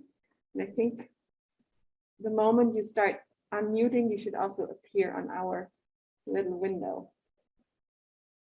All right, I'm hoping you can hear me now. My computer froze for a second. Yes, everything is there. Perfect. Thank you. Great. Great. Thank you for the introduction and thank you for inviting me to this event. My name is Sonak Pastakia. I'm a faculty member with the Purdue University College of Pharmacy and more specifically with the Center for Health Equity and Innovation. I should also mention that most of my project and my work with Purdue has focused on my work in Kenya with the AMPATH program, which stands for the Academic Model Providing Access to Healthcare. And this picture you see on this slide is a picture of one of our microfinance groups, which I'll talk a little bit more about as I delve into the project that we received funding for, which is entitled Integrating Comprehensive Cervical Cancer Screening into Community-Based Care. So just to give you a little background on the AMPATH program, this has grown to become one of the largest programs providing HIV care in the world. We were started in 2001, and we have 500 care sites across Western Kenya, serving a catchment population of over 20 million people, and we have over 205,000 people living with HIV actively in care. I've been based full-time in Western Kenya since 2007, and you can see this vast catchment area that we serve. It's this area that's highlighted in blue on the map of Kenya here. We serve all the people in that catchment area and provide HIV services and have expanded that to now provide comprehensive services. One of the other unique things that really predicates the AMPATH approach is that we collaborate with universities across North America. And all of our activities flow directly through the Kenyan Ministry of Health and the main referral hospital in Western Kenya. The key reason I mention this is that we are not an NGO. We are actually part and parcel of the Ministry of Health. So everything we do has the backing of the Ministry of Health and is sustained in collaboration with them. So I wanted to slightly change gears to this specific program called Big Pick Jamii, which is our approach to community-based care. This is the logo that we have for it, and we circulate this logo throughout the Western Kenyan area that we serve. This logo is well recognized in the 3 counties where we currently have this program. And just to give you a little sense of what this program is, it's a departure from the way that we typically do care. And this is important because I'm sure for many of you who've worked globally, we all know that access to healthcare is a major issue, especially for rural communities. And especially as you start thinking about women's health, this is an even bigger issue where women have a lot of responsibility in these societies. And when you ask them to travel long distances to get to clinics, it's often quite difficult for them to do that. So what we came up with is a new model that completely changes this approach of forcing patients to travel to us, where we now travel to them. And this is what I was referring to with Big Pick. And Big Pick stands for Bridging Income Generation through Group Integrated Care. And within this model, we find people by doing large screening events. But instead of focusing on the screening aspect of it, we start focusing on the importance of the social determinants of health. So instead of communicating to the community that we're screening for HIV or diabetes or hypertension, we actually talk about the work that we're doing in increasing economic growth. So whether it's setting up agricultural cooperatives or setting up microfinance groups, that's what we actually use to draw in the community at our large mobilization events. And then within those events, we also provide screening, but the outward messaging to the communities is to do all of these other things which increase economic growth. This picture you see here in the middle is actually what the microfinance groups look like after we do this screening.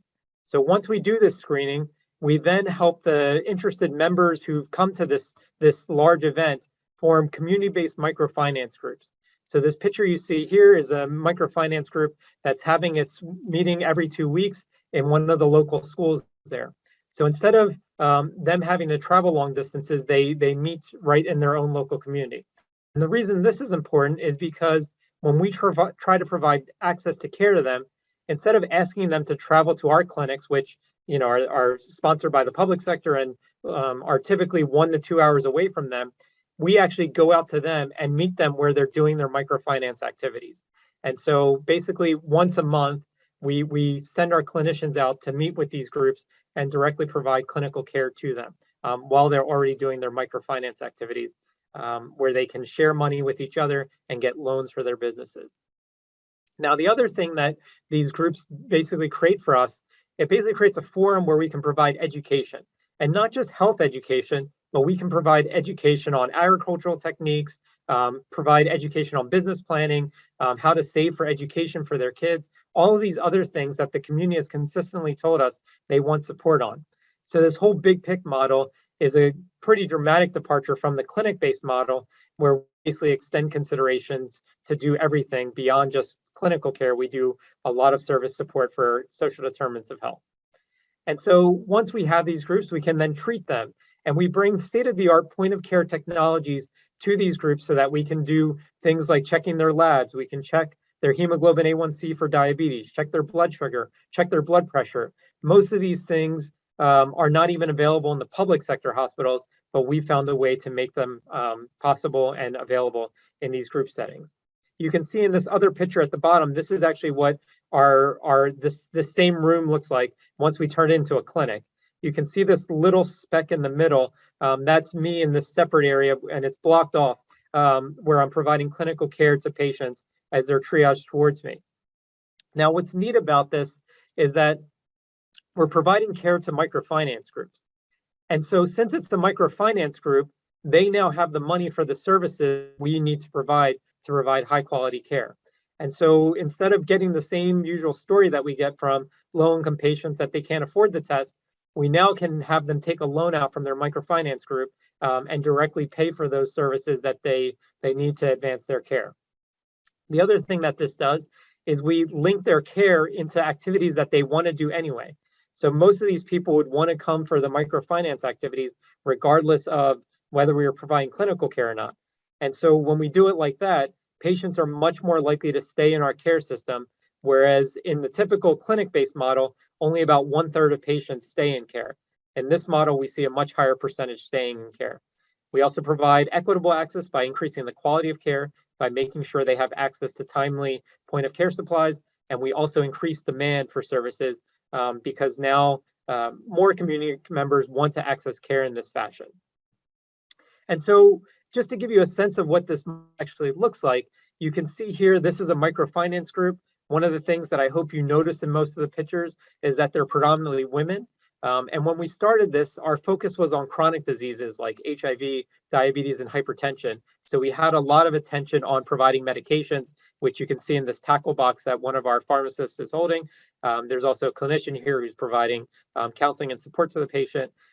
We have transport vehicles that we designed in Kenya and sell and use to transport people there. We even have education on how to set up brooders so that they can start rearing chicks as part of their activities in their community. The key thing that I want to mention is that this model started out as a focus on hypertension, diabetes, and HIV and other chronic diseases. What we realized was that with so many women going there, this whole model gave us an opportunity to do something different.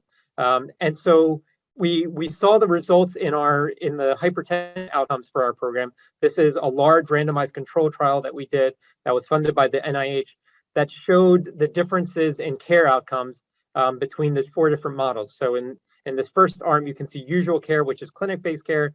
Then you can see another arm that does microfinance. And then this third arm does group medical visits only. And this last arm does these group medical visits with microfinance. What you can see pretty clearly here is that when you combine group medical visits with microfinance, you see a much greater reduction in the systolic blood pressure.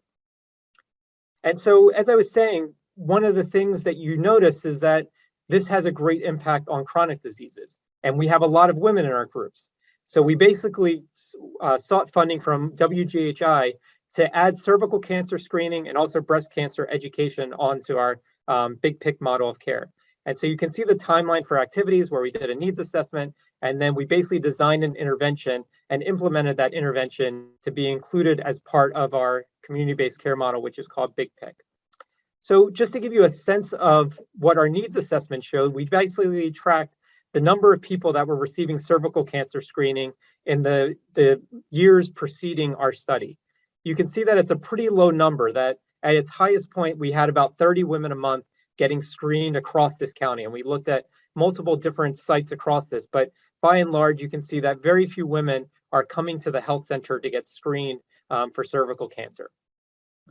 Within this model, this is basically over a couple of months that we did the implementation of this, you can see that we saw a dramatic rise in the number of people getting cervical cancer screening when you incorporate it as part of this big pick model, where what we basically did was we gave education in the groups and then set up screening events at local dispensaries so that it could be private and women could come in an organized fashion and not have to wait a long time.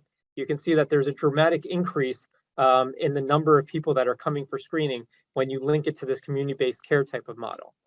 You can also see that we had a couple of positive cases, and because of the design of the intervention, we were able to refer them to the appropriate level of care to make sure that anybody with more advanced disease would get the services they need at the higher levels of the health system. So we basically designed a whole model for addressing cervical cancer within our program.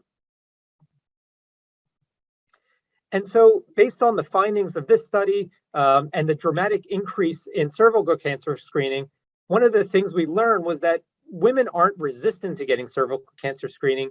There's just too many barriers in the current models where they have to travel long distances to get to clinics. Providers are not always reticent to provide high quality services, and it's often a challenge. And so what we've realized through the study is that instead of investing in clinic-based services, what we need to do is invest in things that actually bring the community together and women together, and then layer on services onto that. And so this is a picture of what we've done as a result of this, where we basically invested in more economic activities for more community members to take part in. And so this is one of the initiatives we started, where we actually provided seed funding to start a dairy cooperative for the farmers in this region so that they can sell their produce and take out the middlemen. And since we've attracted more community members to initiatives like this that increase their economic potential, we've been actually able to get more people to get cervical cancer screening. So basically my point is that to increase uptake for cervical cancer screening, it's the easy part is providing the screening. The harder part where you should invest is actually on the social determinants of health, like economic growth, so that more women can easily access these things, and we set up services that are more aligned with their activities of daily living. And so I'll finish there just so that we can hopefully end on time. But I wanted to leave you with one last picture of our approach to population health at the AMPATH program in Kenya, where we basically tried to emphasize initiatives and things that we don't typically emphasize within a healthcare system, things like food security, income security, and create a whole community-based care delivery model where we focus on economic growth alongside health growth. And we realize that health and wealth are inexorably linked, and the real secret to improving access to cervical cancer screening and preventing the long-term consequences is by realizing that health and wealth are linked, and by setting up services that actually address health. If you have questions that you can't answer right now, please feel free to email me, and I'd be happy to talk further about this program over email. But thank you again for the opportunity. Thank you so much. Thank you for this interesting talk about this model that I wonder how much of that can be translated into maybe rural areas in the United States or other places, but this sounds really fascinating. Again, we are past time, and I know that several people have already left the room to go over to the posters. So I do want to take this opportunity to thank all of the speakers again. Dr. Maki, Kimbrough running, and Dr. Wenden Pastakia. I hope I'm pronouncing the name correctly. As well as all of our sponsors, the Purdue Institute for Inflammation, Immunology, and Infectious Diseases, the College of Health and Human Sciences, Purdue Institute for Integrative Neuroscience.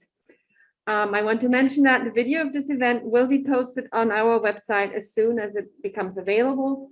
And I would like to invite everybody here in the room and everybody in walking distance from Stewart Center to now join us for the WGHI poster session, which will be in Stewart 302, which is just down the hallway here.